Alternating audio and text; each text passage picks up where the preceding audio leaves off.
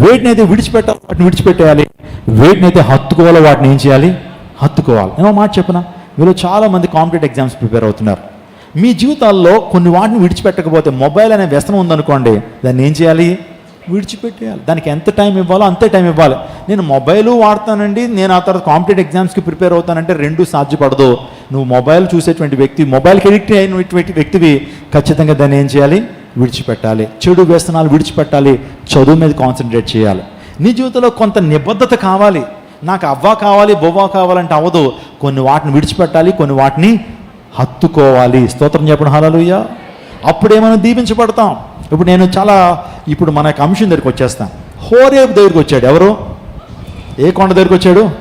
హోరేబు దగ్గరికి వచ్చాడు. చూడండి, యథార్థవంతులట దేవుని దర్శనాన్ని చేయుదురని దేవుని లేఖ సెలవిస్తాం. యథార్థవంతులు దేవుని దర్శనాన్ని చేసుకుంటారు. దేవుడు ఎవరికి ఆయన తన ప్రత్యక్షను ఇస్తాడంటే, యథార్థవంతులకి ఆయన తన ప్రత్యక్షను ఇస్తాడు. మోషే దేవుని స్నేహితుడిగా పిలువబడ్డాడు. కారణం ఏంటో తెలుసా? అతడు చెప్పులు విడిచాడు కాబట్టి. ఎవరైతే చెప్పులు విడిచిపెడతారో, అంటే పాపం అనే చెప్పులు, అతిశయమైన చెప్పులు, గర్వం అనే చెప్పులు, ఆ తర్వాత లోకాశలు, శరీరాశలు, నేత్రాశలు అనే చెప్పులు విడిచిపెడతారో, వారు దేవునికి ఏమైపోతారో they'll become friends of God. How many of you really want to be friends of God? ఎంతమంది దేవునికి స్నేహితులుగా ఉండాలని ఆశపడుతున్నారు? నేనైతే నా జీవిత ఆశయం అదే, దేవునికి నేను స్నేహితుడిని అవ్వాలి. ఎప్పుడు నువ్వు దేవునికి స్నేహితుడు అవుతావు అంటే, నువ్వు దేవుని మాటకు లోబడినప్పుడు. అంటే దేవుడు ఏం చెప్తున్నాడు తెలుసా? విడిచిపెట్టాల్సిన వాటిని విడిచిపెట్టే. కొద్ది కష్టమే కావచ్చు. నీ వ్యసనం చిన్నప్పటి నుంచి నీకు ఒక వ్యసనపరుడుగా ఉన్న, ఒక అలవాటుగా మారిపోయింది ఒక యాక్టివిటీ, దాన్ని విడిచిపెట్టడం చాలా కష్టమే. కానీ దేవుని యొక్క కృపతో దాన్ని విడిచిపెట్టగలవు. స్తోత్రం చెప్పండి. మన చర్చిలో చాలామంది భయంకరమైన డ్రగ్ ఎడిక్ట్లు ఉన్నారండి. నాకు చాలామంది యవనస్తులు తెలుసు. అసలు అది లేకపోతే ఒక క్షణం కూడా వారు ఉండలేరు. కానీ ఎప్పుడైతే వారి జీవితాన్ని ప్రభువుకు సమర్పించుకున్నారో, ఆ యొక్క డ్రగ్స్ మీద వారికి ఎడిక్షన్ మీద దేవుడు విరక్తినిచ్చాడు. ఈ రోజున వారు అంటారు, ఎవరైనా సిగరెట్ కాల్స్తున్నా సరే, బాబా వాసన పట్టలేదు, దగ్గరికి దూరంగా వెళ్ళి కాల్చుకోండి అనేటువంటి అంత గొప్ప పరివర్తన దేవుడు వారికి ఇస్తున్నారు. ఒకప్పుడు అదే సిగరెట్లో బ్రతికినటువంటి వారు, అదే డ్రగ్స్లో బ్రతికినటువంటి వారు ఈ రోజున కనీసం దాన్ని చూడడానికి ఇష్టపడట్లేదు, దాని వాసన కూడా పీల్చడానికి ఇష్టపడట్లేదు. అంటే దేవుడిచ్చిన రూపాంతర అనుభవం అంత గొప్పది. స్తోత్రం చెప్పండి, హల్లెలూయా. నేను అగస్టిన్ గురించి మీతో మాట్లాడతాను కదా. అగస్టిన్ చాలా దుర్వ్యసన పరుడండి. ఎన్నైతే చెడు గుణాలు ఉన్నాయో అన్ని చెడు గుణాలు అగస్టిన్లో ఉండేయట. చాలా భయంకరమైన వ్యక్తి. 7 వ్యసనాలు అంటారు. వ్యసనాలు ఎన్ని? 7 వ్యసనాలు ఆయనలో ఉన్నాయి. కానీ ఎప్పుడైతే తన తల్లి మౌనిక ఎప్పుడు ప్రార్థన చేసేదట, అయ్యా నాకేం వద్దయ్యా నీ దగ్గర నుంచి, నా కుమారుడు మారాలి, నా కుమారుడిలో పరివర్తన రావాలి, నా కుమారుడు మార్పు చెందాలని ఆ కుమారుడు కోసం చాలా ప్రార్థన చేసింది మౌనిక. తన తల్లి ఒకనాడు ఇలాగే ఒక మందిరానికి వచ్చి కూర్చున్నాడు. దేవుని సేవకుడు సూటిగా తేటగా మాట్లాడుతున్నప్పుడు ఆ రోజు తన హృదయం తెరవబడింది, తన హృదయం పగలగొట్టబడింది.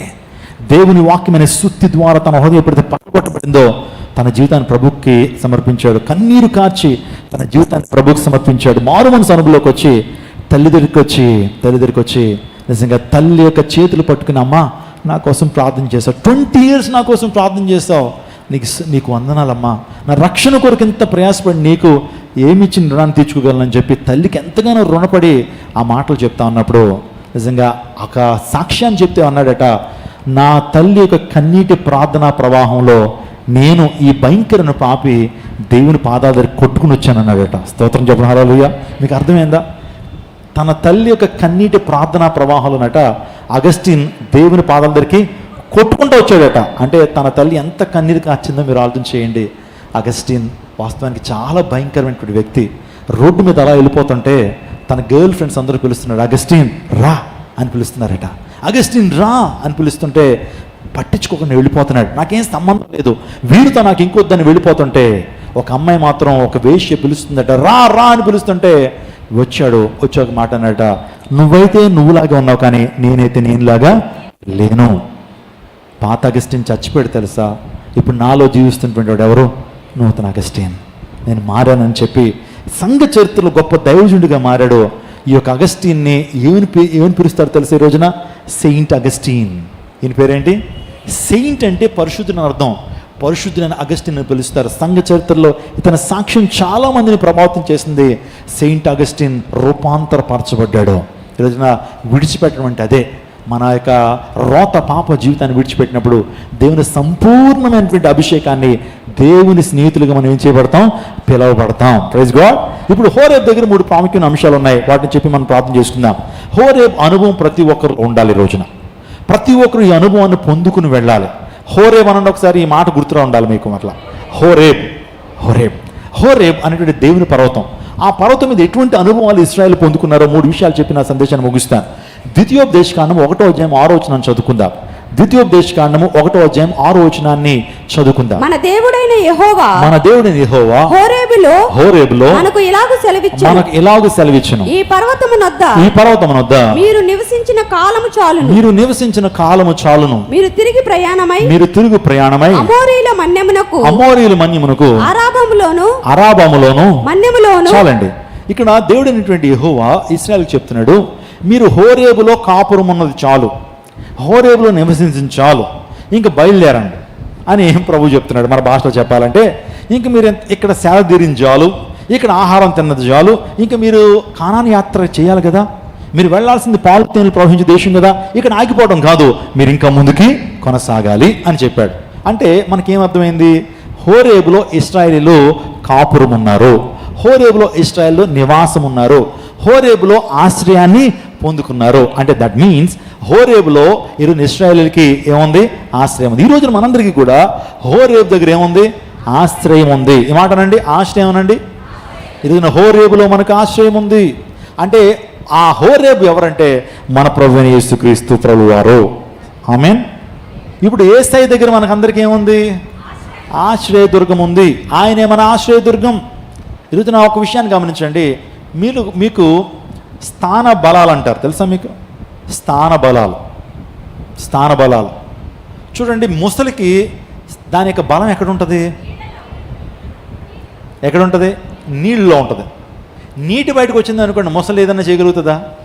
కానీ నీటి లోపల చెలరేగిపోతుంది. అర్థమైందండి? మీకు అర్థమైందా? అంటే దాని స్థాన బలం ఎక్కడ ఉంది? నీళ్ళల్లో ఉంది. సో ఇప్పుడు లోకల్ పీపుల్కి నాన్ లోకల్ పీపుల్కి తేడా ఉండదా? కాలేజీల్లోకి వెళ్ళగానే, నేను కూడా మాస్టర్స్ వరకు చదువుకున్నాను, లోకలైట్స్ దబాయించేస్తారు. నేను లోకల్ అంటాడు. ఏమంటాడు? నువ్వు నాన్ లోకల్, నేను లోకల్, నేను పిలిస్తే 1000 మంది వస్తారు, నువ్వు పిలిస్తే ఎంతమంది వస్తారు అని స్థాన భ్రమణాలు అన్నమాట. ఈ రోజున విశ్వాస యొక్క స్థానబలం ఎక్కడుందంటే దేవుని సన్నిధిలో ఉంది. స్తోత్రం చెప్పండి, హల్లెలూయా. సో మనకి లోకంలో గొప్ప వీరులుగా మనం జీవించాలంటే, దేవుని కోసం ప్రతినిధిగా బ్రతకాలంటే, దేవుని సన్నిధిలో నువ్వు గడిపేటువంటి సమయం ఏదైతే ఉందో ప్రార్థనలో, అది నీకు గొప్ప బలాన్ని ఇస్తుంది. ప్రార్థన ద్వారా గొప్ప బలాన్ని పొందుకుంటావు. ప్రార్థన ద్వారా నువ్వు ఆత్మీయ బలాన్ని పొందుకుంటావు. ప్రార్థన ద్వారా నువ్వు మానసిక బలాన్ని పొందుకుంటావు. నీ యొక్క స్థాన బలం ఏంటంటే దేవుని సన్నిధే. దేవుని సన్నిధే నీ జీవితంలో గొప్ప బలాన్ని నీకు ఇస్తుంది. సంఘం అత్యాసక్తితో ప్రార్థన చేసినప్పుడు పేతురు చెరసాల్లో ఉన్నప్పుడు విడుదల పొందాడు. హేరోదు పేతురుని తీసుకెళ్లి చెరసాల్లో వేసేసాడు. ఇంకా 2-3 రోజుల్లో చిరశ్ఛేదనం చేస్తాడు పేతురుని. ఆ టైంలో సంఘం అంతా అత్యాసక్తితో ప్రార్థన చేసినప్పుడు పేతురు చెరసాలలోంచి విడుదల చేయబడ్డాడు. ఈరోజు మన బలం ఎక్కడుందంటే దేవుని సన్నిధిలో ఉంది. నీకు ఎప్పుడైనా సమస్య వచ్చినప్పుడు, నీకేమైనా ఇబ్బంది వచ్చినప్పుడు, అనారోగ్యం తలెత్తినప్పుడు, ఇంకా ఎవరి ఆధారం లేని పరిస్థితుల్లో ఉన్నప్పుడు దేవుని సన్నిధికి వెళ్ళు. దేవుని సన్నిధిలో సమయాన్ని గడుపు. దేవుని సన్నిధిలో ప్రార్థన చేయి, బలాన్ని పొందుకుంటావు. సమస్యకు పరిష్కారాన్ని పొందుకుంటావు. సమస్యకు పరిష్కారాన్ని దేవుని సన్నిధిలో నువ్వు ప్రార్థన చేయడం ద్వారా పొందుకుంటావు. నా ప్రియ దైవజనాగమా, సో కొర్నేలి గురించి ఆలోచన చేస్తున్నప్పుడు దేవుని దూత పేతురుతో చెప్తా ఉంది, నువ్వు కొర్నేలి ఇంటికి వెళ్ళి సో అతనికి వాక్యం చెప్పు. అదే రీతిగా కొర్నేలికి కూడా దేవుడు మాట్లాడుతున్నాడు, పేతురు వచ్చి నీకు వాక్యాన్ని ప్రబోధిస్తాడు అని. కొర్నేలి ఒక గొప్ప అధికారి అయినప్పటికీ, కొర్నేలి శతాధిపతి అయినప్పటికీ, కొర్నేలి ప్రార్థనాపరుడుగా ఉన్నాడు. అతని ధర్మకార్యాలు, అతని ప్రార్థనలు దేవుని సన్నిధికి చేరాయి అని దేవుని లేఖనం సెలవిస్తూ ఉంది. అందుని బట్టి హోరేబులో మనకేముంది? ఆశ్రయం ఉంది. హోరేబులో మీకు స్వస్థత ఉంది. హోరేబులో దేవుని బలాన్ని నువ్వు పొందుకుంటావు. హోరేబులో నువ్వు దేవుని శక్తిని పొందుకుంటావు. హోరేబులో విడుదల ఉంది. ఆ హోరేబ్ అంటే యేసుక్రీస్తు ప్రభు సన్నిధి, ద ప్రెజెన్స్ ఆఫ్ గాడ్. ఈ మాట అనండి ఒకసారి, ప్రెజెన్స్ ఆఫ్ గాడ్, దేవుని సన్నిధి. యేసయ్య పాదాలు చెంత ఏముందట? స్వస్థత ఉందట. యేసయ్య పాదాల చెంత విడుదల ఉందట. యేసయ్య పాదాల చెంత అభిషేకం ఉంది. యేసయ్య పాదాల చెంత సమస్యకు పరిష్కారం ఉంది. 12 సంవత్సరాల రక్తస్రావ రోగంతో బాధపడుతున్న ఒక స్త్రీ యేసు ప్రభు సన్నిధికి వచ్చింది. యేసు ప్రభు వస్త్రపు చెంగు ఎప్పుడైతే ముట్టుకుందో ఆమె స్వస్థపడినట్లుగా మనం చూస్తాం. ఏదైనా ప్రభు సన్నిధిలో ఏముంది? స్వస్థత ఉంది. ఈ రోజున ఎంతో ప్రతికూలమైనటువంటి వాతావరణం ఈ ప్రాంతంలో ఉన్నప్పటికీ మీరు ఎక్కడికి వచ్చారు? హోరేబుకి వచ్చారు. ఎక్కడికి వచ్చారు? హోరేబుకి వచ్చారు. హోరేబులో నీ కన్నీటికి ఏముంది? ముగింపు ఉంది. నీ సమస్యకు పరిష్కారం ఉంది. నీ ఆత్మకు బలం ఉంది. నీ జీవితంలో అభిషేకం ఉంది. నీ జీవితంలో స్వస్థత ఉంది. హోరేబులో సుబోధ ఉన్నది. స్తోత్రం చెప్పడం హల్లెలూయా. మంచి బోధ ఉన్నది, నీ జీవితాన్ని మార్చేటువంటి బోధ. సో ఇందాకడే 2 తమ్ముళ్ళు నన్ను కలిశారు. సో వాళ్ళ నాన్నగారు చెప్తున్నారు, సో వీళ్ళు సండే ఎగ్జామ్స్ ఉండటం వల్ల రాలేకపోతున్నారండి, కొంత అనాసక్తి చూపిస్తున్నారు అన్నప్పుడు నేను చెప్పాను, నాన్న మీరు ప్రతి ఆదివారం 2 గంటలు రెడీమ్ చేయండి, 2 గంటల సమయాన్ని వెచ్చించండి. మొత్తం వారం అంతట్లో 2 గంటలు. మీరు చాలా చాలా ప్రాంతాలకు వెళ్తారు. సో ఆ ప్రాంతాలకు వెళ్ళటం నేను వద్దనట్లేదు, కానీ 2 గంటలు వారంలో కొద్ది ప్రయాసన రండి. ఇక్కడ సుబోధ ఉన్నది. మీ యొక్క పర్సనాలిటీ బిల్డ్ అవుతుంది, మీ క్యారెక్టర్ బిల్డ్ అవుతుంది. ఇంకో మాటలు చెప్పాలంటే మీరు సన్మార్గం నడుస్తారు, దేవుని యొక్క కృపకు మీరు పాత్రలు అవుతారు. Don't neglect the presence of God. దేవుని ప్రెజెన్స్ని ఏనాడు కూడా మీరు మర్చిపోవద్దు. కొన్ని సందర్భాల్లో మన యొక్క బంధువులకి ఇస్తున్న ప్రాముఖ్యత మనం దేవుని సన్నిధికి ఇవ్వట్లేదు. కొన్ని సందర్భాల్లో ఫ్రెండ్స్కి ఇస్తున్న ప్రాముఖ్యత దేవుని సన్నిధికి ఇవ్వట్లేదు. ఇంకో మాట చెప్పాలంటే క్రికెట్ మ్యాచ్కి ఇస్తున్నటువంటి వాల్యూ దేవుని సన్నిధికి ఇవ్వట్లే. ఒక మూవీకి ఇస్తున్నటువంటి ఆ యొక్క వాల్యూ దేవుని సన్నిధికి ఇవ్వట్లేదు. మరి దేవుని నుంచి ఎలా ఆశీర్వాదం నువ్వు ఎక్స్పెక్ట్ చేస్తావు? How can you demand to get the blessing from almighty God? How can you ask God to be blessed? నువ్వు దీవించబడ్డానికి నువ్వు ఏ రీతిగా దేవుని అడుగుతావు? దేవుడు కూడా అడుగుతాడు కదా, నా సన్నిధిలో నువ్వు ఎంతసేపు కూర్చున్నావు, నా సన్నిధిలో నువ్వు ఏ విధంగా ప్రార్థన చేస్తున్నావు అని. దేవుడు కనీస ధర్మాన్ని అడిగినప్పుడు నీ దగ్గర ఆన్సర్ ఉందా? కాబట్టి దేవుని సన్నిధిని ప్రేమించండి. ఒక తండ్రి తన 2 పిల్లలకి చెప్తున్నాడు, మరి ఈ రోజున పునరుత్థాన దినం, ఆదివారం దినం, we need to go to the church. మనందరూ కూడా కలిసి దేవుని మందిరానికి వెళ్ళాలి, మనందరూ కూడా కలిసి దేవుని ఆరాధించాలి. యెహోషువ అన్నాడు, నేను నా కుటుంబము యెహోవాను సేవించేద్దాం అన్నాడు. అందరూ బట్టి కుటుంబం అంతా కూడా వెళ్దాం అని అంటే ఆ 2 పిల్లలు యవనస్తులు అన్నారు, నానా మేము జనరేషన్ జీ, ఇక్కడ నువ్వేమో పురాతన కాలం వాళ్ళే మాట్లాడతావు. చర్చికి వెళ్తే ఏముంటుంది? అక్కడ 2-3 పాటలు పాడతారు, పాస్టర్ గారు ఏదో చెప్తారు, ప్రార్థన చేసి పంపిస్తారు. కానీ ఈరోజు మేము సముద్ర స్నానాన్ని ప్లాన్ చేసాం. బీచ్కి వెళ్ళి ఫ్రెండ్స్ అందరితో కూడా సముద్ర స్నానానికి ప్లాన్ చేసాం. తండ్రి తల్లి చేతులు పట్టుకుని బతిమలాడారు, రే కాదురా ఈరోజు ఆదివారం, మనం క్రైస్తవులం, దేవుని మందిరానికి వెళ్ళాలి, ఒక 2-3 గంటలైనా సరే దేవుని అసలు గడపాలి. అప్పుడు మనకు క్షేమం ఉంటుంది, భద్రత ఉంటుంది, ఆశీర్వాదం ఉంటుంది. దయచేసి వేరే రోజున వెళ్ళండి రా, ఈరోజు మానేయండి అంటే లేదు, మీరు ముసలోళ్ళు ముసలి ఆలోచనలు అని చెప్పి వాళ్ళిద్దరూ కూడా ఆ తల్లిదండ్రుల యొక్క చేతిని ప్రక్కకి పెట్టి 2 వెళ్ళారండి. చక్కగా దాని ముందు వాళ్ళు ఏ బీర్లు తాగారట. భయంకరంగా వారు కొన్ని కార్యక్రమాలు చేశారు. చేసిన తర్వాత మధ్యాహ్నం అయ్యేటప్పటికి వాళ్ళు సముద్ర స్నానానికి వెళ్ళారు. 2 అన్నదమ్ములు కొద్ది లోపలికి వెళ్ళేటప్పుడు ఒక కెరటం వచ్చి వాళ్ళ లోపల తీసుకెళ్ళిపోయిందండి. తీసుకెళ్ళిపోతే అలా లోపల మునిగిపోతున్న టైంలో అరిచారట, సేవ్ మీ రక్షించండి, మునిగిపోతున్నాం అంటే ఒక్క స్నేహితుడు కూడా లోపలికి వెళ్ళా, ఈత వచ్చిన వారు కూడా లోపలికి వెళ్ళలేదు. అలాగే అలా నీటిలో మునిగిపోయి వారు గల్లంత అయిపోయారు సముద్రంలో. ఇంక వెంటనే బయటకు వచ్చి పోలీసులు కాల్ చేశారు. కాల్ చేస్తే వాళ్ళు వచ్చారు, సహాయ సిబ్బంది వచ్చారు. వాళ్ళు గాలించేటప్పటికి ఉదయం మునిగిపోయినటువంటి వారు సాయంకాలం 6కో 7కో తేలేరండి. వెంటనే వాళ్ళిద్దరు డెడ్ బాడీస్ని తీసుకుని గవర్నమెంట్ హాస్పిటల్ తీసుకెళ్ళిపోయారు. పోస్ట్ మార్టం చేశారు. నేనంతా ఈ స్టోరీని చాలా షార్ట్ చేసి చెప్తున్నాను. ఉదయం 11 గంటలకి ఆ 2 బిడ్డల్ని చాపలో చుట్టి ఒక అంబులెన్స్లో వారిని తీసుకొచ్చి ఇంటి ముందు పాడేసి వెళ్ళిపోయారండి హాస్పిటల్లో. వాళ్ళు ఆ తల్లి తండ్రి ఏడుస్తున్నారు. ఏమో తెలుసా, అయ్యో మా మాట వినుంటే బతికేవాళ్ళండి వీళ్ళు, దేవుని సందుకు వచ్చి ఉంటే బతికేవాళ్ళు వీళ్ళు, కానీ మాట వినకుండా చేతుని ఇలా బెదిరించుకుని వెళ్ళిపోయారు వీళ్ళు అని బాధపడుతుంటే అందరి కళ్ళల్లోంచి కన్నీరే. ఆ తల్లి ఏడుస్తున్న రోదన చూస్తుంటే ఆ శవాల మీద పడి ఏడుస్తుంది. 2 కొడుకులండి. 2 కొడుకులు దేవుని సన్నిధిని విడిచిపెట్టి ఏదో ఆనందించాలి లోకంలో వెళ్ళారు. 2 ప్రాణాలు పోయినాయి.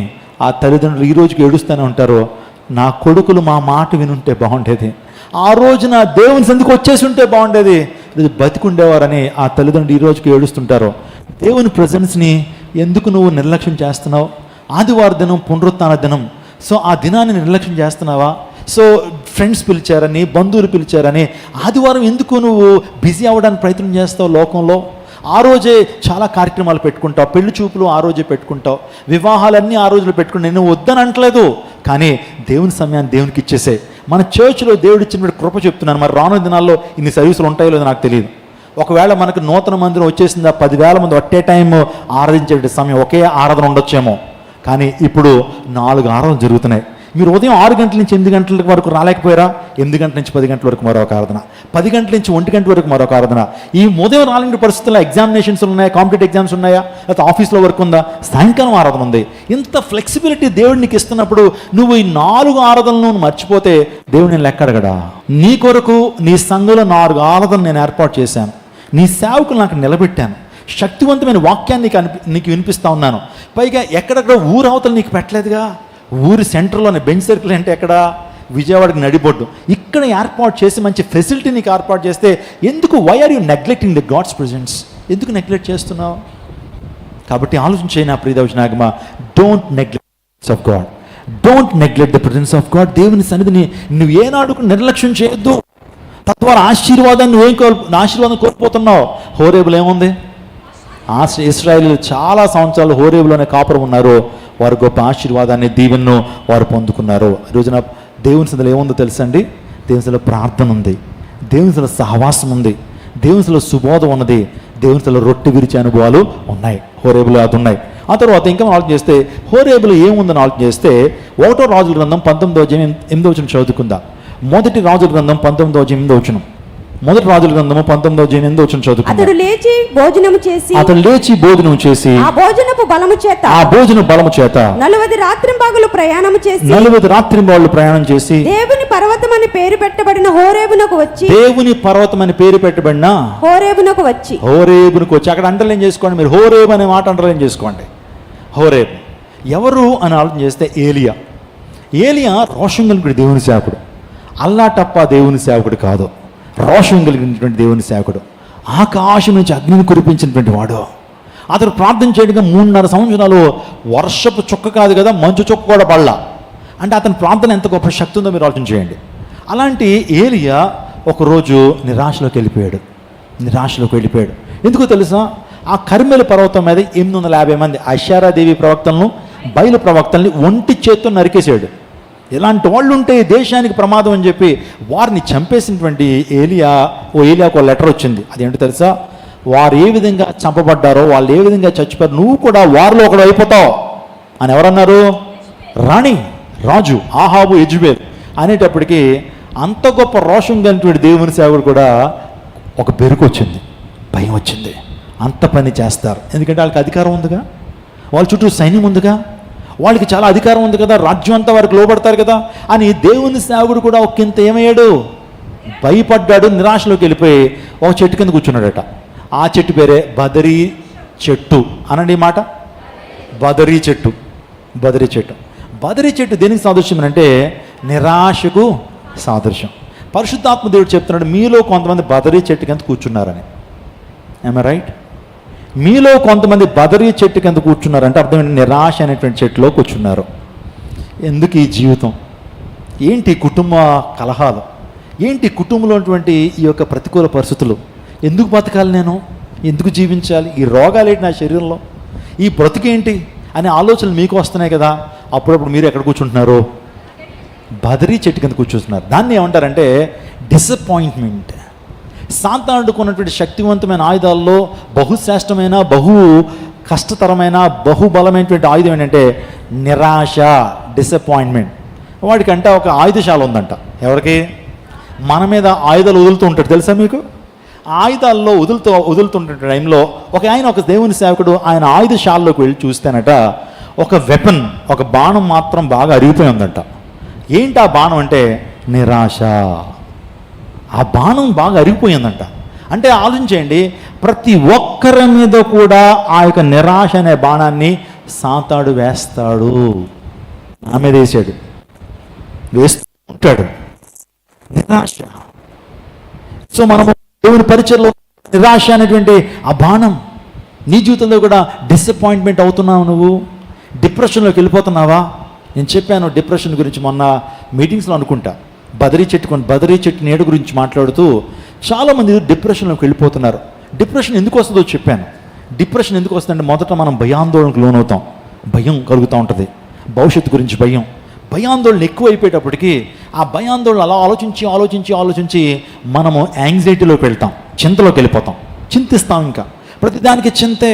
సిస్టర్ గారు ఎలా ఉన్నారు? ఏం బాగుంటామండి. బ్రదర్ గారు ఏంటి అలా ఉన్నారు, కొద్ది నీరసంగా కనబడుతున్నారు, ఏం నీరసం అనండి అని చింతిస్తాం. పరిస్థితులను బట్టి చింతిస్తుంటాం, కుటుంబాన్ని బట్టి చింతిస్తుంటాం, జీవితాన్ని బట్టి చింతిస్తుంటాం. ఆ చింతలోనే కనుక నువ్వు ప్రార్థన చేయకుండా ప్రభు సన్నిధికి రాకుండా ఉంటే కనుక ఆ చింత ముదిరిపోయి ఇంకో ప్రమాదకరమైన రోగంలోకి వెళ్ళిపోతావు నువ్వు. అది భయంకరమైన రోగం, అది ఎయిడ్స్ కంటే భయంకరమైన రోగం, అది ఒక సార్స్ కంటే భయంకరమైన రోగం, ఒక కరోనా కంటే భయంకరమైన రోగం, ఒక క్యాన్సర్ పుండు కంటే భయంకరమైన రోగం. అదే కృంగుదల. చెప్పండి, కృంగుదల, డిప్రెషన్. ఆ డిప్రెషన్లోకి వెళ్ళినటువంటి వాళ్ళకి ఒకటే ఆలోచన, చచ్చిపోతే బాగుంది, ఇంక జీవితం వద్దు, అసలు చచ్చిపోతే బాగుందనేటువంటి ఆలోచన చేస్తూ ఉంటుంది. ఆ రోగానికి ఉన్న శక్తి లాంటిది. ఎంతమంది రోగానికి బలే చాలామంది మరణించిన వారిని చాలామంది చూస్తుంటాం. చాలా జాగ్రత్త. ఆ డిప్రెషన్లోకి నువ్వు వెళ్ళావా, దాని నుంచి బయటకు రావడం చాలా చాలా కష్టం అయిపోతుంది. కానీ నా ప్రభు ఆ డిప్రెషన్ నుంచి కూడా నిన్ను విడిపించగలడు. హల్లెలూయా. ఆ డిప్రెషన్ నుంచి విడిపించగలడు. ఆత్మహత్య, సూసైడల్ టెండెన్సీ, ఆత్మహత్య చేసుకున్న తలంపులు నీ జీవితంలోకి వచ్చేస్తుంటాయి. అలాంటి టైంలో నువ్వు దేవుని పాదాలు పట్టుకొని నువ్వు కూడా బదరీ చెట్టు కింద కూర్చున్నటువంటి దానవు, నువ్వు కూడా బదరీ చెట్టు కింద కూర్చున్నటువంటి వాడువు. ఆ టైంలో దేవుని ఆత్మ ఏలియాను బలపరిచింది. హల్లెలూయా. అయ్యా బదరీ చెట్టు కింద కాదయ్యా, నువ్వు ఎక్కడికి వెళ్ళిపో, దేవుని పర్వతమైన హోరేబునికి వెళ్ళు. స్తోత్రం చెప్పండి. హల్లెలూయా. ఈ రోజున ఒకవేళ నిరాశలో ఒకవేళ ఉన్నట్లయితే, చింతలో ఒకవేళ ఉన్నట్లయితే, భయం గుప్పిట్లో ఒకవేళ ఉన్నట్లయితే, నువ్వు దేవుని సన్నిధికి రావాలి. హోరేబు దగ్గరికి వచ్చేయాలి. హోరేబు దగ్గరికి వచ్చేయాలి. ఇంకేం ఆలోచన చేయకూడదు. హోరేబు దగ్గరికి వచ్చేయాలి. దేవుని సన్నిధిలోకి వచ్చేయాలా, దేవుని మందిరానికి వచ్చేయాలా, దేవుని వాక్యాన్ని వినాలా.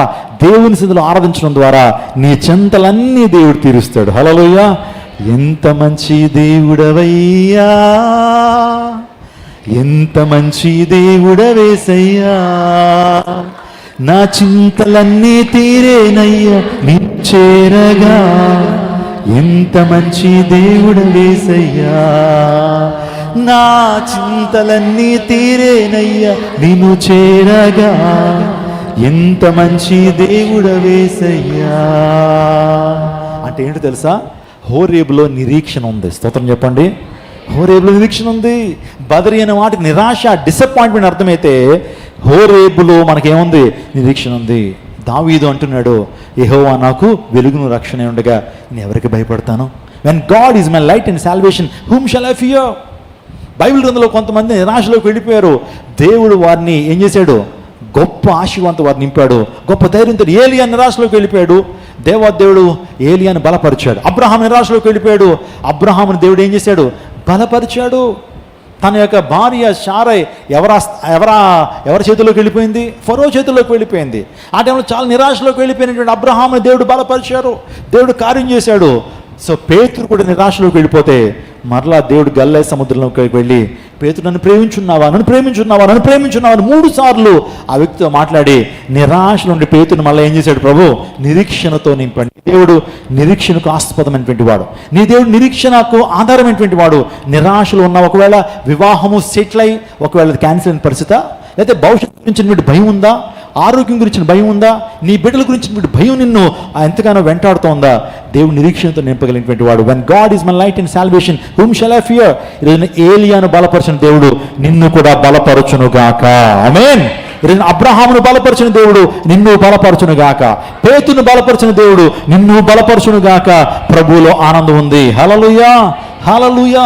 ఇంకా మునుపటి కంటే అత్యధిక శక్తితో ఏలియా ప్రవక్తగా కొనసాగాడు. అనేకమైన శూర కార్యాలు ప్రభు కోసం చేసి మరణం చూడకుండానే దేవుని సన్నిధికి వెళ్ళిపోయినటువంటి వాడు ఏలియా. హల్లెలూయా. అగ్ని రథముల చేత కొనుపోబడ్డాడండి. చచ్చిపోతాను ప్రభువా, నేను జీవితం చాలు, ఈ సేవ చాలు, ఇంతవరకు చేసిన సేవ చాలు అని అన్నటువంటి ఆ ఏలియా అగ్ని రథముల చేత, నీకు మరణమే లేదయ్యా, నీకు మరణమే లేదు, శారీరక మరణం నీకు లేదు అని ఏలియాని అగ్ని రథముల చేత ఎక్కడ తీసుకెళ్ళిపోయాడు? దేవుని రాజ్యానికి తీసుకుని వెళ్ళిపోయాడు. హోరేబులో ఏముంది? మొదటిది ఏంటి? హోరేబులో ఆశ్రయం ఉంది, హోరేబులో ఏముంది? నిరీక్షణ ఉంది. ఇంకో మాట చెప్పనా, హోరేబులో ఏమో తెలుసా?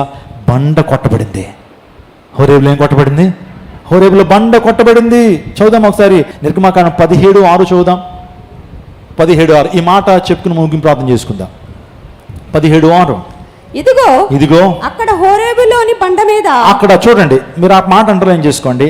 అక్కడ హోరేబులోని బండ మీద నేను నీకు ఎదురుగా నిలిచెదను. నీవు ఆ బండను కొట్టగా ప్రజలు త్రాగుటకు దానిలో నుండి నీళ్లు బయలుదేరినని మోషేతో సెలవేగా మోషే ఇశ్రాయేలు పెద్దల కనులు అట్లు చేసెను. చూడండి, ఎక్కడ బండ కొట్టబడింది? హోరేబులో కట్టబడింది. హోరేబులో కొట్టబడిన బండ నుంచి ఏమొచ్చినాయి? నీళ్లు వచ్చినాయి. ఆ నీళ్లు ఎవరికి దాహార్తిని తీర్చినాయి? ఇశ్రాయేల్కి. ఇశ్రాయేల్ ఎంతమంది ఉన్నారు? 10 మందా? 20 మందా? మనకులో ఒక 1000 మందా? ఇశ్రాయేల్ జనాభా ఆల్మోస్ట్ 40 lakhs పీపుల్. 40 లక్షల మందికి ఒక చిన్న బండ నుంచి దేవుడు ఏమి ఇచ్చాడు? నీళ్ళు ఇచ్చాడు. ఆ బండ ఎక్కడుంది? హోరేబులో ఉంది. ఇప్పుడు కొత్త నిబంధనలోకి వచ్చేటప్పటికి ఆ హోరేబులో కొట్టబడిన బండ ఎవరో మనం చూద్దాం. మొదటి కొరింథీయులకు రాసిన పత్రిక 10వ అధ్యాయం 4వ వచనం చూద్దాం. Turn your Bibles to 1 Corinthians 10th chapter and verse 4. అందరూ ఆత్మ సంబంధమైన ఒకే పానీయమును పానం చేసిరి. ఏలనగా తమ్మును వెంబడించిన ఆత్మ సంబంధమైన బండలోని త్రాగిరి. ఆ బండ క్రీస్తే. చప్పలు కొడుతూ దేవుని మహిమపరచండి. హోరేబులో కొట్టబడిన ఆ బండ ఎవరు? యేసుక్రీస్తు ప్రభువారు మనందరి పాపం నిమిత్తం ఆకాశానికి భూమికి మధ్యన వేలాడుతూ ఆ కలువరి గిరి మీద ఆయన కొట్టబడ్డాడు.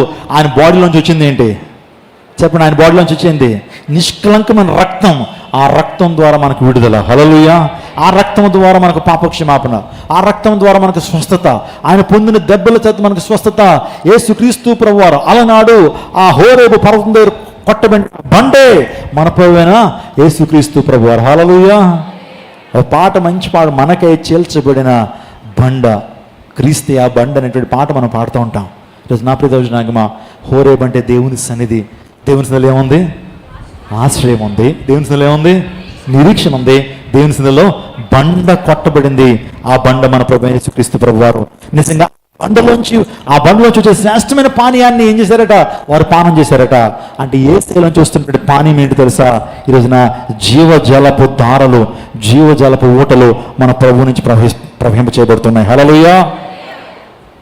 సమరయ స్త్రీతో ప్రభు అంటున్నాడు, అమ్మా నేనిచ్చి నీళ్ళు త్రాగితే మరలా నువ్వు తప్పుకొనవు తెలుసా? నేనిచ్చి నీళ్ళు త్రాగితే నువ్వు తప్పుకొనవు. ఈ లోకంలో ఏ పానీయాన్ని తాగినా, బిస్లరీ వాటర్ తాగినా, కిన్లే వాటర్ తాగినా, ఇంకా కోహ్లీ గారు తాగుతారట. ఫార్మర్ ఇండియన్ క్యాప్టెన్ ఉన్నాడు కదా, అతను రోజు వాటర్ బాటిల్ అట 5,000 రూపాయలంట. ఎంత? 5,000 రూపాయలు వాటర్ బాటిల్ అంట. సో అవి తాగుతాడట. అవి ఎక్కడో గొప్ప గొప్ప మానస సరోవాల్లోంచి తీయమంటే ఒక క్రిస్టల్ క్లియర్ వాటర్. అందులో ఇంకా ఆల్కలైన్ వాటర్ కంటే చాలా గొప్ప వాటర్ అట. అది తాగితే మంచి డైజెషన్ ఉంటుందట, అది తాగితే చాలా హెల్త్ ఉంటుందని అలాంటి వాటర్ తాగుతూ ఉంటారు. ఇక్కడ దేవుని నుంచి వచ్చేటువంటి ఆ నీళ్ళు ఏంటి తెలుసా? ఆ నీళ్లు త్రాగితే నువ్వు మరలా దప్పికొనవమ్మా. ఏంటి ఆ నీళ్లు? ఏంటి ఆ జీవజలం అని అడిగింది ఎవరు? ఆ జీవజలం నాకు కావాలని అడిగింది. అయితే నువ్వు పోయి నీ పెనిమిటిని తీసుకురా, నీ రహస్య జీవితాన్ని బయటపెట్టు, అప్పుడు నీకు ఆ జలాన్ని ఇస్తానంటాడు. ఎట్టకేలకు ఆమె తన కుండను పగలగొట్టింది. ఆ కుండలో దేవాదేవుడు జీవజలాన్ని నింపినప్పుడు ఆమె ఎక్కడికి వెళ్ళింది తెలుసా? సుకార్ అనే గ్రామానికి వెళ్ళి అందరికీ కూడా చెప్తా ఉంది, నేను చేసినవని నాతో చెప్పిన మెస్సయ్య నేను చూశాను. నేను ఎంతో కాలం నుంచి మానవ సమాజం అంతా కూడా పాపాలు పరిహరించేటువంటి దేవాదేవుని కోసం ఎదురు చూస్తున్నామే, ఆ మెస్సయ్య నేను చూశాను. మీకు కూడా చూపిస్తాను. జీవజలాన్ని పొందుకున్నాను, నా జీవితం మారిపోయింది, నా జీవితంలో గొప్ప నిరీక్షణ పొందుకున్నాను, నా జీవితంలో గొప్ప ఆశ్రయాన్ని పొందుకున్నాను, మీరు కూడా రండి, నేను అక్కడ తీసుకెళ్తాను అని చెప్పి ఆ సమరయ స్త్రీ ఆ గ్రామానికి వెళ్ళి అందరినీ, ఊరు ప్రజలందరినీ కూడా ఎక్కడ తీసుకొచ్చింది? హోరేబు దగ్గర తీసుకొచ్చేసింది. హోరేబు దేవుని సన్నిధికి తీసుకొచ్చింది. యేసయ్య పాదాల దగ్గర తీసుకొచ్చినప్పుడు ప్రభు ఆ గ్రామానంతా వెలిగించేశాడు. హల్లెలూయా. కాబట్టి నా ప్రీతి వచ్చినాక దేవుడు నిధులు గొప్ప కార్యం జరిగిస్తాడు. హోరేబు ఏమండి, ఒక్కసారి రీక్యాప్ చేద్దాం, మెసేజ్ని ఒక్కసారి రీక్యాప్ చేద్దాం. హోరేబు అంటే మిద్యాన్ అరణ్యంలో 40 సంవత్సరాలు తిరిగినటువంటి మోషే ఎక్కడికి వచ్చాడు? హోరేబు దగ్గరికి వచ్చాడు. హోరేబు దగ్గర మండుచున్న పొద ఉంది. ఆ మండుచున్న పొదలోంచి ఒక స్వరం వినపడుతుంది, నువ్వు నిలబడిన స్థలం పరిశుద్ధమైనది, నీ చెప్పులు విడుము. అప్పుడు మోషే ఏం చేశాడు? నేను విప్పనన్నాడా? విప్పాడు. తన జీవితాన్ని, తన యొక్క భయంకరమైన జీవితాన్ని అక్కడ విడిచిపెట్టాడు. తన యొక్క గర్వాన్ని విడిచిపెట్టాడు. మోషే చాలా గర్విష్ఠుడు కదండి. ఎందుకు తెలుసా? ఐగుప్తు సకల విద్యలో ప్రవీణుడు. నువ్వు ఒక్క సబ్జెక్ట్లో 100 మార్క్స్ వస్తే నీకు ఫీలింగ్ ఎలా ఉంటుంది? ఒకవేళ స్కూల్ టాపర్ అయితే నువ్వు ఎలా ఉంటుంది? నువ్వు నడిచి రోడ్డు మీద కాదు, ఆకాశంలో నడుస్తావు కదా. నీకు ఒక గవర్నమెంట్ జాబ్ వచ్చిందంటే మన ఫీలింగ్ ఎలా ఉంటుంది?